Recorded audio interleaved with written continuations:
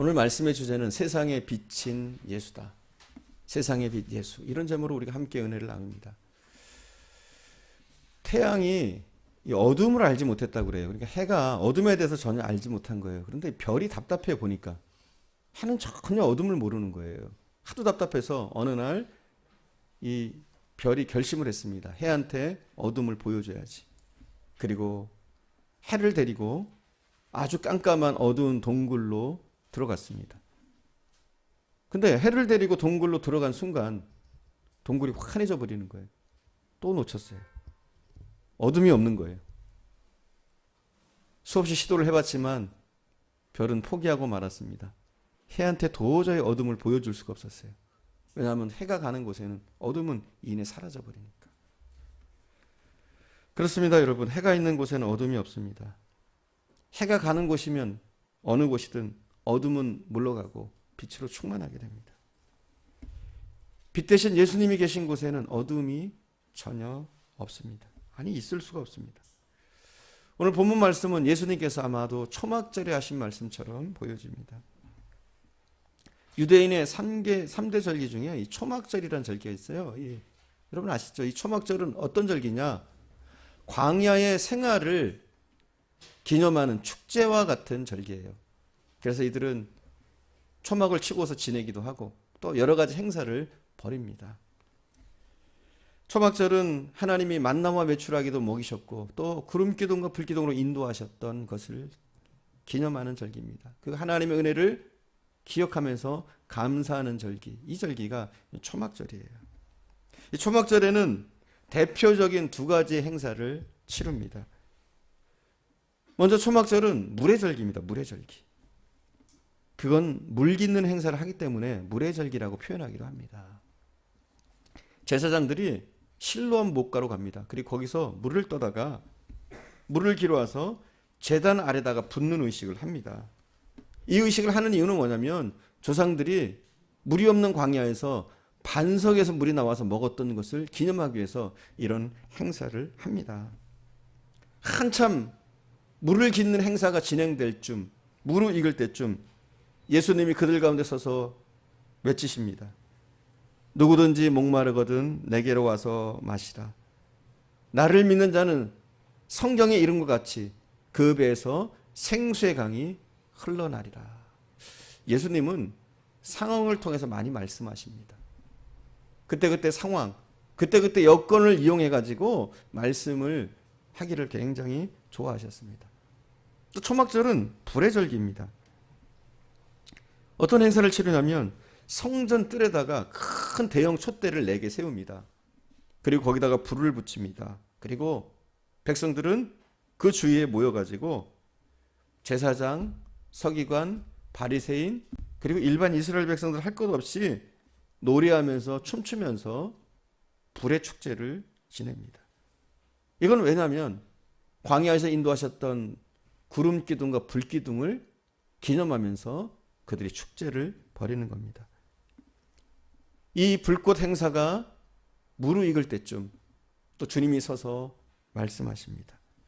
나는 세상의 빛이니 나를 따르는 자는 어둠에 다니지 아니하고 생명의 빛을 얻으리라 말씀하십니다. 예수님은 이렇게 역시 상황을 이용해서 말씀하시기를 굉장히 좋아하십니다. 예수님 말씀을 전하실 때 율법을 그냥 안 가르치셨어요. 항상 상황 그리고 그들의 삶 가운데서 예화를 가져다가 쉽게 풀어서 말씀하셨어요. 간혹 신앙생활 하다 보면 엉뚱한 사람들을 봐요. 말씀이 어려워야지 좋아해요. 이해가 안 가야지 좋아해요. 이해 안 가야지 좋은 말씀이다. 전혀 받아들여지지 않아야지 굉장한 말씀이다 이래요. 이해가 되면 말씀이 왜 저래? 그래요. 여러분 말씀을 쉽게 전하는 게 잘하는 겁니다. 어렵게 꼬아서 말도 안 되는 말을 하고 이건 잘하는 게 아니에요. 예수님이 그러셨어요. 쉽게 상황을 이용해서 예화를 들어서 설명하시기를 굉장히 좋아하셨어요. 예수님은 상황을 이용해서 말씀을 전하셨는데 이것은 탁월한 감각을 지니셨기 때문입니다. 아닙니다. 이건 탁월한 감각이라기보다는 특별한 지혜가 있었습니다. 예수님에게는 어떤 지혜가 있었습니까? 성령의 지혜가 바로 예수님께 있었어요. 그렇기 때문에 단순히 율법만 가르치시는 것이 아니라 아주 쉽게 풀어서 상황을 이용해서 설명하시고 예화를 들어서 말씀을 풀어서 해석해 주실 수가 있었습니다. 그것은 단순한 율법의 능력이 아니라 지혜의 영이신 성령께서 예수님과 함께 하시기 때문에 가능한 일이었습니다. 예수님에게 성령의 인도함이 있었습니다. 누가복음 4장 1절에 보면 이렇게 나옵니다. 말씀을 좀 넘겨주세요. 말씀 좀 넘겨주세요. 정신 차려야 됩니다. 지금. 예, 정신 차리고 해야 돼. 지금 오늘은 좀 많이 넘겨주셔야 돼요. 4장 1절 누가복음 4장 1절 예, 함께 봅시다. 누가복음 4장 1절 예수께서 성령의 충만함을 입어 요단강에서 돌아오사 광야에서 40일 동안 성령에게 이끌리시며 아멘. 4장 1절에 보니까 그렇게 나와요. 예수께서 성령의 충만함을 입어서 요단강에서 돌아오셨다. 그러니까 요단강에 세례를 받으시면서 예수님은 성령으로 충만해지셨어요. 그리고 성령의 충만한 상태로 성령에 이끌려서 광야에 가셔서 40일 동안 시험을 받으셨습니다. 그리고 시험 받으신 후에도 성령의 이끌림을 받아서 사역을 하셨습니다. 그렇기 때문에 예수님의 말씀이 다른 거예요. 예수님이 병자에게 손을 얹으면 병자가 낫고 귀신 들린 자에게 명하면 귀신이 떠나가는 거예요. 왜요? 성령이 그와 함께 하셨기 때문에 그게 가능한 것이었습니다. 예수님에게 비결이 있다면 예수님에게 성령의 이끌림이 있었다는 거죠. 그런 경험을 하셨던 예수님은 제자들에게도 그렇게 말씀하십니다. 너희가 복음을 전하다가 어려운 상황을 만나면 그냥 성령께 의탁해라. 성령이 너희에게 필요한 말씀, 너희가 어떻게 행동해야 될지 모든 것을 성령이 알게 하실 것이다. 제자들에게도 말씀하셨습니다. 마가복음 13장 11절에 보면 나오는데 넘겨주실래요? 네. 함께 봅니다. 사람들이 너희를 끌어다가 넘겨줄 때 무슨 말을 할까 미리 염려하지 말고 무엇이든지 그때 너희에게 주시는 그 말을 하라. 말하는 이는 너희가 아니요 성령이시니라. 아멘. 복음을 전하다가 제자들이 또 사역을 하다가 어떤 일을 만나면 염려하지 말라는 거예요. 뭐 하라는 거예요? 그냥 성령이 주시는 말씀을 하라는 거예요. 그리고 너희에게 말씀하시는 이가 누구라고요? 너희를 사용하시는 이가 누구라고요? 성령이시라는 거예요. 그냥 성령께 맡기라는 거죠. 자, 그럼 대관령 성령은 어떤 분입니까? 성령은 어떤 분이기에 그냥 성령께 맡기라고 합니까? 우리 요한복음 14장 26절입니다. 우리 함께 봅시다. 요한복음 14장 26절 함께 봅시다. 보혜사 곧 아버지께서 내 이름으로 보내실 성령 그가 너희에게 모든 것을 가르치시고 내가 너희에게 말한 모든 것을 생각나게 하시리라. 아멘. 예수님이 말씀하십니다. 보혜사 성령을 보내실 건데 보혜사 성령은 어떤 일을 하시는 분이냐? 모든 것을 가르치신다는 거예요. 가르쳐 주셔요. 성령은. 그리고 뭘 하셔요? 생각나게 하시는 것이 성령이라는 거예요. 여러분 성령의 역사를 경험하길 원하십니까? 성령과 함께하길 원합니까? 그럼 여러분 말씀을 많이 알아야 돼요. 성령님과 말씀은 뛸래야 뛸 수 없는 그런 분이세요. 그래서 여러분이 성령의 역사를 기대한다면 말씀을 자주 보세요. 자주 읽으시고 묵상하시고 암송도 하시고 그래야지 성령이 기억나게 할 게 있죠. 전혀 배우지도 않았는데 알지도 못하는데 뭘 기억나게 하겠어요. 그러니까 말씀 없이 성령만 임하면 엉뚱한 일들이 생긴다니까요. 사람이 이상하게 행동하고 오히려 미친 사람 같고 잘못된 사람 같고 그렇단 말이에요. 하지만 말씀이 있는 상태에서 말씀을 통해서 우리를 일깨우시고 역사하실 때 정말 성령의 역사가 우리를 통해서 굉장히 파워풀하게 나타나는 거예요. 그러니 여러분 말씀 좀 가까이 하세요. 꼭 읽어야 돼요. 내가 성령의 사람이 되고 싶다. 정말 하나님을 경험하고 싶다. 하나님의 역사가 내게 일어나길 원한다. 이런다면 그런 사람일수록 성경을 무엇보다 가깝게 해요. 읽고 암송하고 또 보고 그러려면 여러분 성령을 가까이 하세요. 가까이 놓으세요. 어떻게 하면 가까이 놓을 수 있을까요? 머리맡에도 성경 두고 여러분 충분히 성경 구입할 돈 있잖아요. 그죠? 아니 그렇게 안 해도 돼요. 스마트폰만 자주 열어봐도 돼요. 스마트폰 열어보면서 카톡하고 이런 거 하지 마시고 딱 열면은 성경부터 보고 그 다음에 해요. 뭐를 해도. 내가 카톡 하려면 성경부터 먼저 보고 그 다음에 카톡해요. 하고 싶어요? 그럼 성경부터 열어가지고 먼저 보고 스마트폰으로 그 다음에 뭔가를 해봐요. 그렇게 말씀을 자꾸 가까이 하다 보면 여러분이 어떻게 되느냐? 정말 성령의 사람이 되는 거예요. 정말 성령이 여러분에게 역사하셔서 말씀을 기억나게 하고 말씀을 적용할 수 있게 하고 말씀을 통해서 여러분이 일하게 하시고 성령의 강력한 역사가 나타나는 그러한 삶을 살도록 우리 하나님이 하실 줄 믿습니다. 우리가 들어보지 못한 말씀 그걸 기억나게 하실까요? 그건 아니란 말이에요. 그러니까 결정적인 상황에서 성령이 우리에게 역사하셔야 되는데 말씀이 있어야지 우리에게 역사를 하시는데 결정적인 순간에 내 멋대로 해버리는 거예요. 말씀이 없으니까.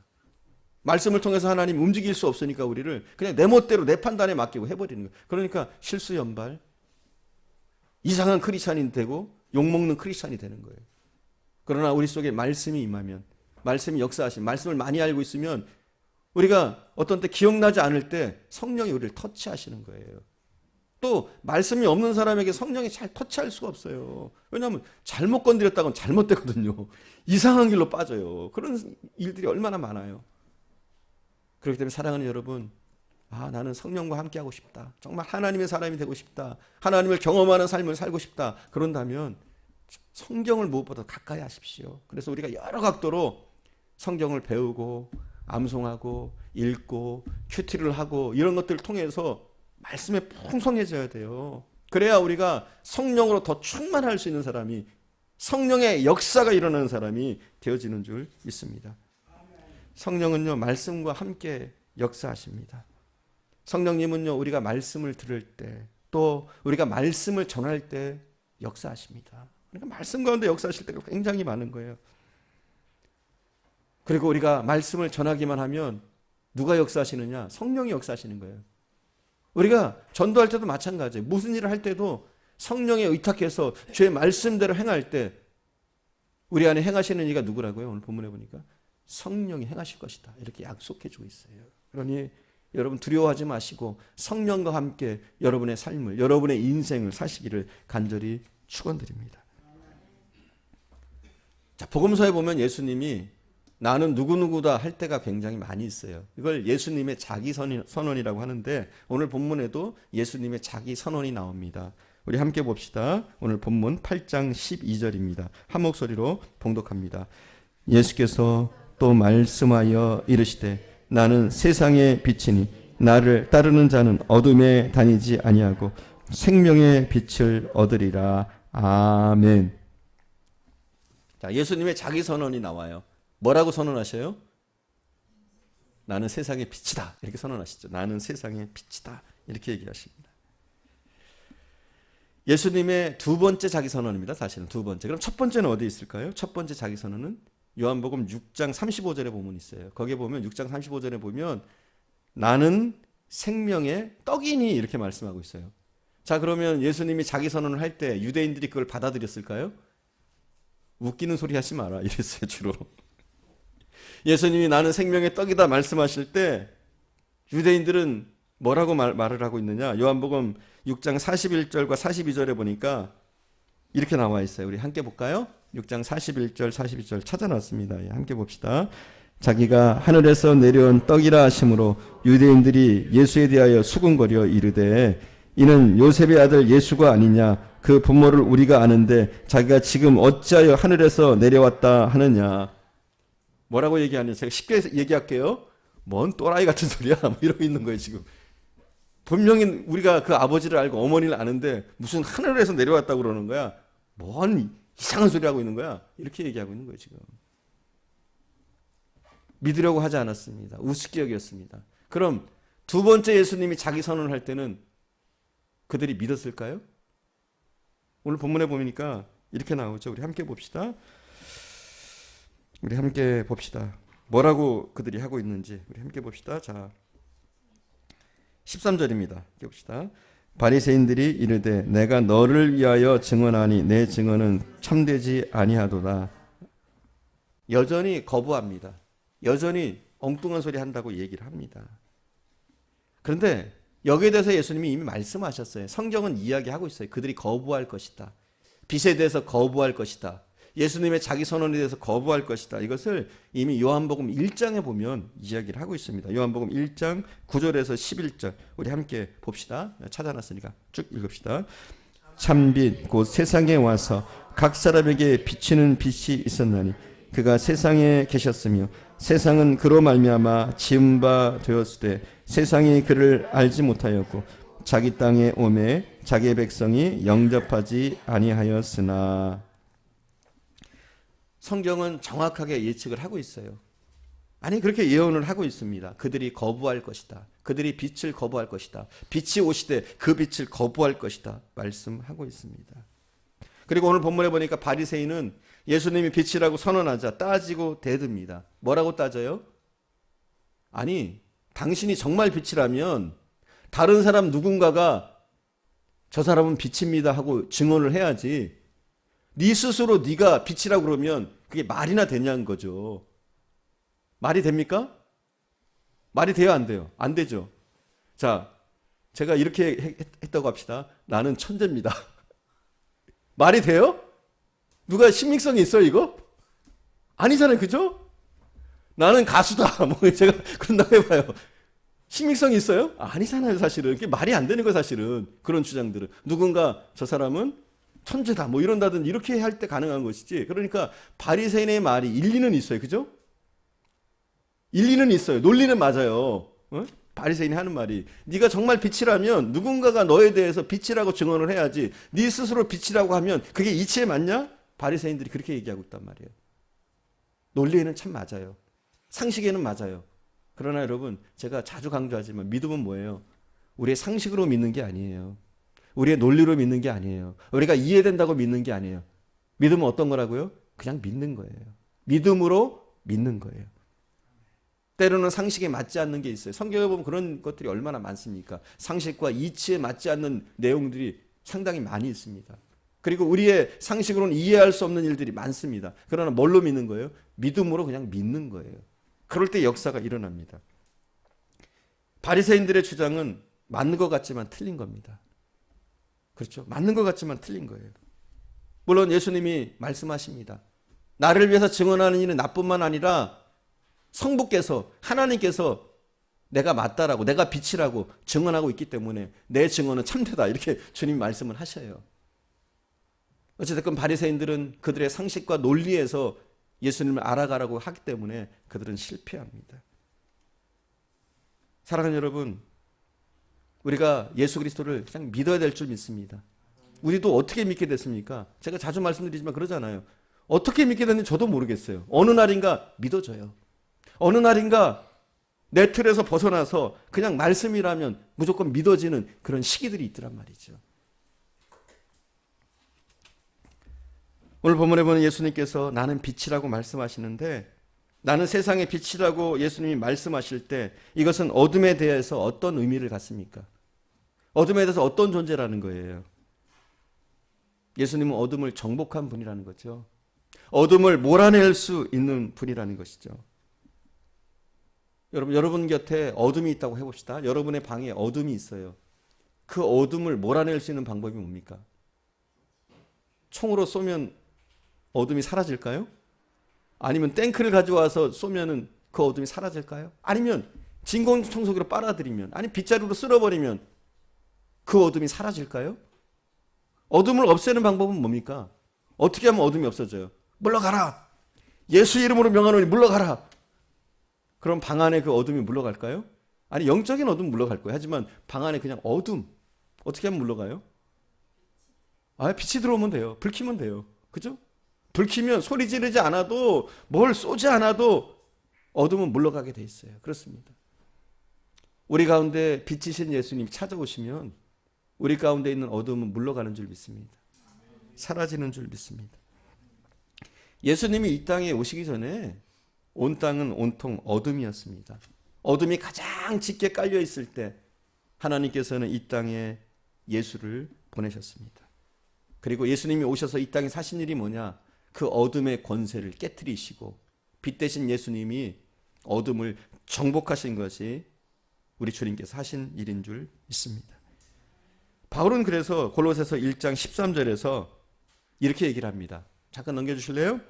골로새서 1장 13절입니다. 우리 함께 봅시다. 함께 봅시다.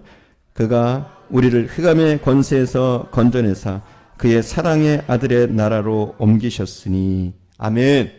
뭐라고요? 그가 우리를 흑암의 권세에서 건지셨대요. 그리고 어떻게 하셨다고요? 그의 사랑의 아들의 나라로 옮기셨다. 어떤 나라로? 빛의 나라로 옮기셨다. 이렇게 보시면 돼요. 빛으로 옮기셨다. 예수님을 알기 전에 우리는 흑암 가운데 갇혀 있었습니다. 흑암 가운데 꽁꽁 쌓여 있었습니다. 하지만 예수님이 우리 안에 오시고 우리가 예수 그리스도를 영접하고 우리 안에 있는 흑암이 물러갔는 줄 믿습니다. 그럼 흑암의 권세를 가진 자가 누구였습니까? 누가 흑암의 권세자였어요? 잘 알아요 우리가. 하지만 말씀으로 확인해 봅시다. 에베소서 6장 12절입니다. 함께 봅시다. 6장 12절 함께 봅시다. 우리의 씨름은 혈과 육을 상대하는 것이 아니요 통치자들과 권세들과 이 어둠의 세상 주관자들과 하늘에 있는 악의 영들을 상대함이라. 아멘. 누구였다고요? 누가 권세자였다고요? 세상 주관자가 누구였다고요? 마귀죠, 마귀. 마귀와 그 졸개들, 악령들. 그들이 이 세상의 주관자였죠. 마귀는 어둠의 나라의 왕입니다. 빛이 들어오기 전에는 마귀가 왕이었습니다. 그리고 빛이 들어오기 전에는 모두가 어둠이 전부인 줄 알았어요. 오히려 어둠이 편하고 어두운 생활이 좋고 어둠이 행복인 줄 착각하면서 살았습니다. 이게 마귀의 속임수예요. 오늘날도 마찬가지예요. 우리가 예수 믿기 전에는 빛을 모릅니다. 빛을 깨닫지 못합니다. 오히려 많은 사람들이 어둠 속에 갇혀 있으면서도 그것이 어둠인지조차도 모릅니다. 간혹 어둠에 갇혀 있다가 빛의 세계로 나오고자 하고 싶은 사람들이 있어요. 나오려고 하는 사람들이 있어요. 그런데 그들이 선뜻 나오질 못합니다. 어둠에 갇혀 있다가 빛으로 나오려고 하는데 선뜻 나오지 못해요. 왜 나오지 못할까요? 어둠이 주는 쾌락이 있습니다. 어둠이 주는 나름대로의 기쁨이 있습니다. 어둠의 세계가 주는 그 기쁨, 그것을 끊지 못해서 그 즐거움을 버릴 수가 없어서 나오지 못하는 일들이 허다합니다. 사실 이 빛이라는 것이 모든 사람에게 빛일 수가 없어요. 어떤 사람에게 빛이 진정한 빛이 됩니까? 요한복음 8장 12절은 이렇게 얘기해요. 오늘 본문입니다. 본문 12절 한 번 더 봅시다. 예수께서 또 말씀하여 이르시되 나는 세상의 빛이니 나를 따르는 자는 어둠에 다니지 아니하고 생명의 빛을 얻으리라. 아멘. 어떻게 해야지 우리가 빛을 따라갈 수 있어요? 먼저 어둠에 다니지 아니해야 돼. 이걸 결심해야 돼. 어둠에 다니지 아니할 때 빛을 따르는 자가 되는 거예요, 여러분. 우리가 생명의 빛을 얻기 위해서 예수님을 따르는 자가 되어야 됩니다. 또 따르기 위해서는 어둠에 다니지 아니해야 되는, 이게 무슨 말이냐? 어둠으로부터 돌아서야 됩니다, 여러분. 그렇지 않으면 길이 없어요. 어둠의 자리에서 떠나와야 됩니다. 어둠의 직업에서 돌아서야 됩니다. 어두운 취미가 있다면 그 취미를 버려야 됩니다. 그 자리에 그대로 머물러 있어서는 우리가 빛으로 나갈 수가 없어요. 버릴 걸 버려야 돼요. 어두운 습관, 잘못된 상식, 잘못된 지식, 잘못된 생활 자세, 이런 것들이 있다면, 아니면 잘못된 기호가 있다면 이걸 버려야 돼요. 우리가 이 어둠의 일들을 버리지 않으면 잠깐 동안은 예수님을 쫓을 수가 있어요. 잠깐 동안. 하지만 지속되지가 않습니다. 금방 포기해버립니다. 그렇기 때문에 예수님이 이렇게 말씀하셨어요. 끝까지 견디는 자는 구원을 얻으리라. 누가 얻는다고요? 끝까지 견디는 자가 구원을 얻는데. 끝까지 견디는 자. 어떤 사람이 끝까지 견딥니까? 버릴 걸 버린 사람이 끝까지 견뎌요. 버릴 거 버리지 않고 아직도 옛날의 습관, 잘못된 삶의 방식, 잘못된 죄악들에 푹 묻혀서 아직까지도 죄악을 탐닉하고 어둠이 좋아서, 어둠의 습관이, 어둠의 쾌락이, 어둠의 즐거움이 좋아서 머물러 있다면 잠깐은 쫓을 수 있어도 주님을 끝까지 쫓을 수는 없어요. 이요나라는 목사님이 있어요. 이분은 어떤 분이냐면 원래 동성연애자였어요. 이분이 동성연애자. 이 동성연애라는 것이 참 이게 고치기가 쉽지 않은가 봐요. 그러다 보니까 이분이 이제 청소년기부터 동성연애를 이렇게 하게 됐는데 어머니가 그걸 알게 됐어요. 부모의 입장에서 얼마나 아들이 그렇게 하는데 고통스러워요. 그래서 어머니가 사정을 해보고 별짓을 다 해봅니다. 그래도 이 아들의 이 동성애가 고쳐지지가 않아요. 그래서 결국은 어떻게 하느냐, 이 어머니가 자살을 합니다. 그리고 유언을 남겨요. 아들아, 내가 네 모든 업보를 지고 간다. 내가 네 모든 업보를 지고 가니까 너는 이 땅에서 아들, 딸 낳고 결혼해서 잘 살아야 된다. 그리고 죽은 거예요. 자, 어머니가 그 업보를 지고 가면 그 아들이 괜찮아지나요? 그건 아니잖아요. 하지만 그 어머니가 자기 때문에 죽었다는 것을 생각하니까 이 아들의 가슴이 메어집니다. 그렇게 고통스러워서 방황하고 있는 그때에 누군가 그에게 찾아옵니다. 그리고 복음을 전합니다. 그래서 그가 교회를 다니게 됐어요. 하지만 교회 다녀도 뭘 해야 된다고 그랬어요? 끊어야 돼요. 끊을 걸. 근데 끊질 못한 거예요. 그걸. 동성애를. 끊지 못하고 교회를 다니는데 이게 쉽게 끊어지는 게 아니에요. 교회를 계속 다녔어요. 근데 한술 더 떠서 이제 그분이 이제 다녔던 교회가 순복음 쪽 교회였어요. 순복음 교회. 근데 이제 목사님들이 신방을 왔대요. 근데 그분이 뭘 하고 있었냐면 게이바를 운영하고 있었어요. 예수를 믿으면서도 게이바를 하고 있었어요. 게이바가 뭔지 설명해야 되나요? 저도 잘 모르니까 설명 못해요. 게이바라는 게 있어요. 게이바를 운영하고 있어요. 여전히. 운영하면서 교회는 다니는 거예요. 주일 성수하고 교회 다니면서 뭐 술집 정도가 아니죠. 응? 술집 정도가 아니라 그거보다 더 못한 것이죠. 운영하면서 교회를 다니는 거예요. 근데 목사님이 게이바로 신방을 오시는 거예요. 근데 목사님이 하는 말씀이 게이바를 접어라 이렇게 안 해요. 게이바를 문 닫아라 이렇게 하는 게 아니라 너는 게이바를 계속 운영해야 된다. 목사가 그러는 거예요. 왜냐하면 너는 사명이 있다. 게이들을 전도할 사명이 있으니까 너는 게이바를 운영하면서 게이바에 오는 사람들을 전도해야 된다. 그러는 거예요. 근데 그게 한두 분이 아니라는 거예요. 여러분이 왔는데도 불구하고 그렇게 얘기를 하더라는 거예요. 너는 게이바를 운영하면서 복음을 전해야 된다. 그런 사명이 있다. 그러는 거예요. 그게 무슨 사명이에요. 여러분 잘 알아야 돼요. 어둠의 일을 끊지 않으면 그 스스로 끊지 않으면 그부터 끊지 않으면 잠깐은 따를 수 있지만 계속해서 주님을 따를 수는 없어요. 아십니까? 저는 그런 일들을 많이 봤어요.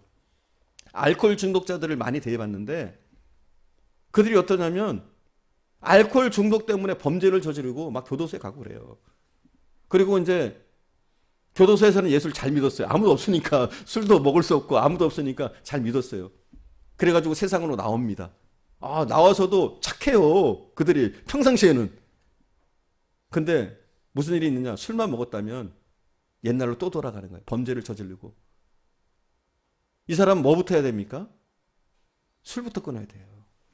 예수 제대로 믿으려면 그 추악한 술부터 끊어야 돼요. 그것부터 끊어야 돼요. 한번 생각해 봅시다. 창녀가 있다고 해봐요. 창녀인데 정말 거기 그런 목사님들이 했던 식으로 그 일을 버리면 안 돼. 너에게는 창녀를 전도하는 사명이 있으니까 계속 그 일을 하면서 복음을 전해야 된다. 말도 안 되는 거죠. 그렇죠? 알코올 중독자에게 너 술 끊으면 절대 안 돼. 술 계속 해. 담배 계속 펴. 그래야지 담배 피우는 사람 전도하고 술 먹는 사람 전도할 거 아니야. 말도 안 되는 거예요. 여러분 정말 우리가 크리스찬으로 살면서 우리에게 정말 우리가 주님을 따르길 원한다면 빛 대신 주님께로 나가길 원한다면 우리가 잘못된 습관들, 잘못된 행동들, 잘못된 삶의 모습들 끊어버려야 돼요. 여러분. 그러지 않고서 따른다. 잠깐은 따를 수 있어요. 하지만 길게 가지 못합니다.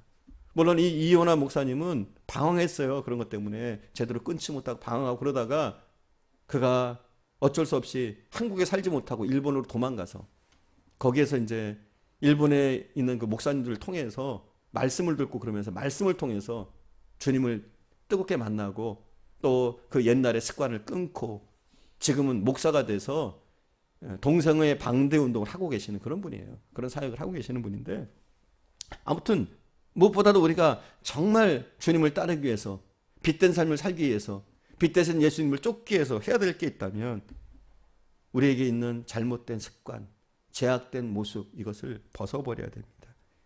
그것을 벗어버리지 않고는 우리가 주님을 쫓을 수가 없습니다. 바울을 통해서 한 번 더 강조하고 있는데요. 우리 에베소서 4장 22절과 24절 우리 함께 봅시다. 에베소서 4장 22절에 24절 찾아놨어요. 앞에 보세요. 자, 너희는 유혹의 욕심을 따라 썩어져가는 구습을 따르는 옛사람을 벗어버리고 오직 너희의 심령에 새롭게 되어 하나님을 따라 의와 진리의 거룩함으로 지으심을 받은 새 사람을 입으라. 아멘. 여러분, 우리가요 새 사람을 입기 위해서, 새롭게 되기 위해서 제일 먼저 해야 될 게 있다면 옛 것을 벗어버리는 거예요. 벗지 않고 새 옷을 입을 수가 없습니다. 벗지 않고 새 옷을 입었다고 해봐요. 그게 새 옷입니까? 아니죠. 새 옷을 입었는데 어때요? 쿰쿰한 냄새가 나고 진짜 새 옷이 아니죠. 새로 입은 것이 아니죠. 그건 잘못된 것이죠. 일시적일 뿐이죠. 우리가 새 사람이 되기 위해서 우리가 해야 될 게 있다면 옛사람을 벗어버리는 거예요. 잘못된 삶의 모습, 잘못된 습관들, 죄악의 모습들, 우리 속에 있는 것들을 벗어버려야 돼요. 사랑하는 여러분, 그런 결심을 할 수 있기 바랍니다. 2016년 한 해, 아니 한 해가 아니라 오늘 1월달로 끝냅시다. 1월달로. 1월달로 끝내버려요. 우리가 잘못된 것들이 있다면, 잘못된 모습들이 있다면 좀 힘들겠지만 1월달로 그냥 정리를 해버려요. 잘못된 습관, 우리를 유혹하는 것들, 잘못된 삶의 방식들, 내게 잘못된 사고방식들, 이런 것들 다 이번 달로 그냥 끝내버립시다. 이거는 정리해버립시다. 그렇게 정리해버릴 때, 거기로부터 떠나갈 때, 그런 모습들을 완전히 삭제해버릴 때, 그럴 때 우리는 새 모습을, 새 옷을 입을 수가 있습니다. 우리가 빛의 자녀로 살기 위해서 우리는 어둠의 자리를 떠나야 됩니다. 이왕 버릴 거면, 어차피 버릴 거라면 빨리 버리시기 바랍니다. 사랑하는 여러분, 빛 대신 주님께서 우리에게 원하는 것이 있습니다. 우리 주님이 원하시는 것은 무엇이냐면, 우리가 주님의 빛을 받아서 생명을 살리기를 원하시는 줄 믿습니다. 우리가 빛이 되어져서 빛된 삶을 살아갈 때 우리를 통해서 역사가 일어납니다. 그렇죠? 역사가 일어납니다. 우리 속에 말씀이 역사하고, 말씀을 통해서 성령이 우리를 터치하시고, 또 성령의 강력한 역사가 우리를 통해서 나타나게 될 때 우리의 삶 가운데 많은 열매들이 맺히게 될 줄 믿습니다. 2016년 한 해 저는 여러분에게 그것을 기대합니다. 아니, 우리 주님이 여러분에게 그것을 기대하는 줄 믿습니다. 여러분이 더욱더 빛된 삶을 살게 되고, 또 그 빛된 삶을 통해서 많은 빛의 열매들을 맺기를 원하시는 줄 믿습니다. 우리 함께 기도합시다. 주께 가오니, 우리 찬양하신 후에 기도하는 시간 갖겠습니다.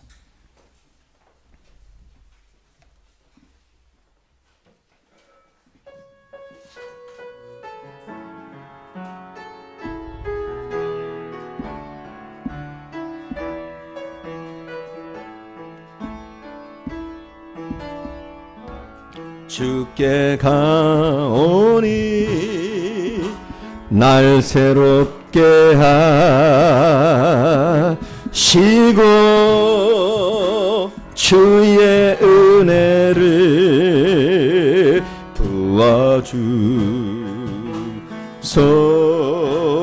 부어주소서.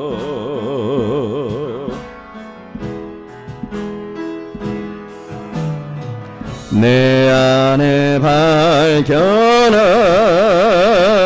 나의 연약함 모두 벗어지리라.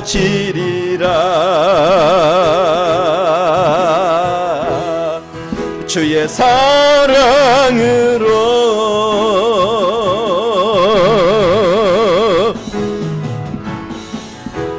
주 사랑 나를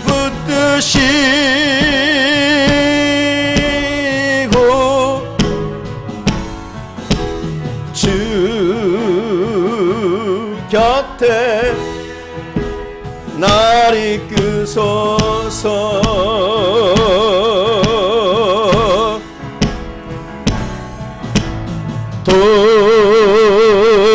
도슬이 날개쳐 올라가듯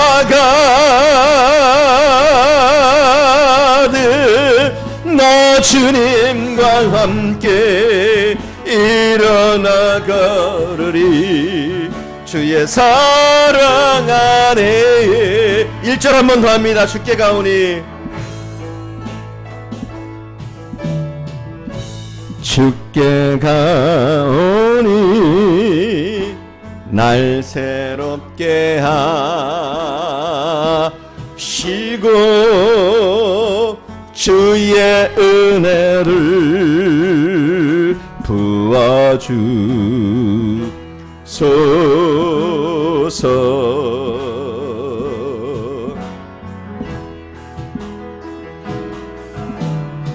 내 안에 발견한 나의 연약함 모두 벗어지리라. 주의 사랑으로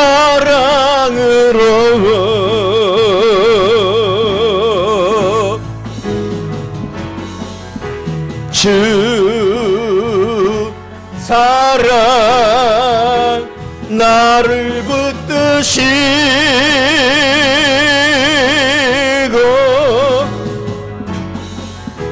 주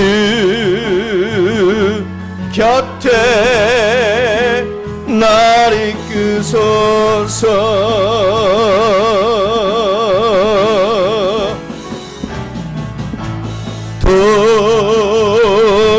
도슬이 날개쳐 올라가듯 나 주님과 함께 일어나 걸으리. 주의 사랑 아래 나의 눈 열어, 나의 눈 열어 주를 보게 하시고 주의 사랑을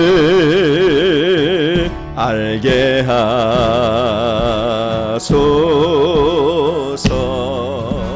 매일 나의 삶에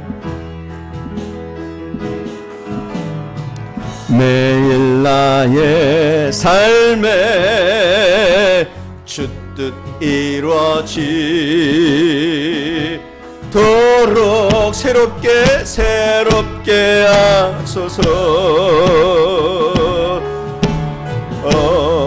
주의 사랑으로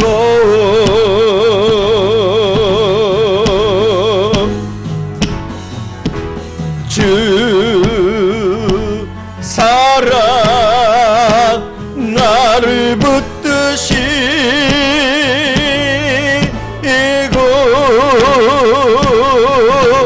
주 곁에 날 이끄소서.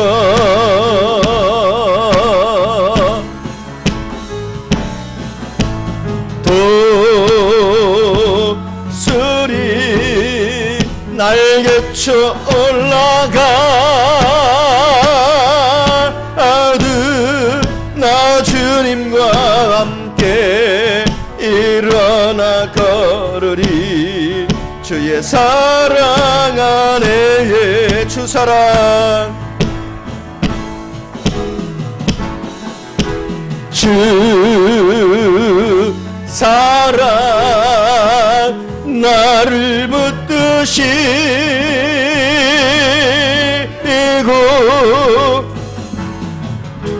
주 곁에 날 이끄소서.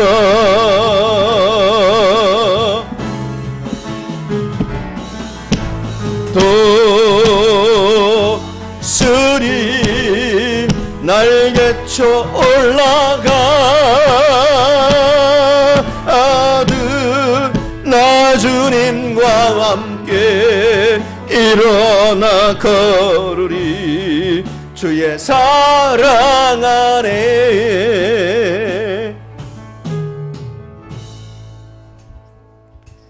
사랑하는 여러분, 여러분은 빛의 자녀입니다. 더 이상 어둠에 갇혀 사실 분들이 아닙니다. 혹시라도 어둠이 편합니까? 어둠의 쾌락들, 어둠의 즐거움들이 아직도 그립습니까? 끊기가 어렵습니까? 2016년은 끊어냅시다. 끊어야 빛된 삶을 살 수 있고, 끊어야 우리가 진정으로 예수를 따를 수가 있습니다. 이 시간 우리가 끊지 못한 것들 하나님 끊을 수 있는 은혜를 주옵소서. 내 힘이 아니라 성령께서 내게 역사하셔서 내가 끊을 수 있도록, 정말 빛의 삶을 살 수 있도록, 주님을 따를 수 있도록 인도하옵소서. 은혜를 내려주옵소서. 또한 말씀 안에 살게 하시고, 말씀이 역사하시고, 말씀이 나를 움직이는, 성령이 나를 주장하는 그런 2016년이 되어줄 수 있도록 주여 은혜를 주옵소서. 우리가 함께 이 시간 기도하기 원합니다. 우리 함께 기도합시다.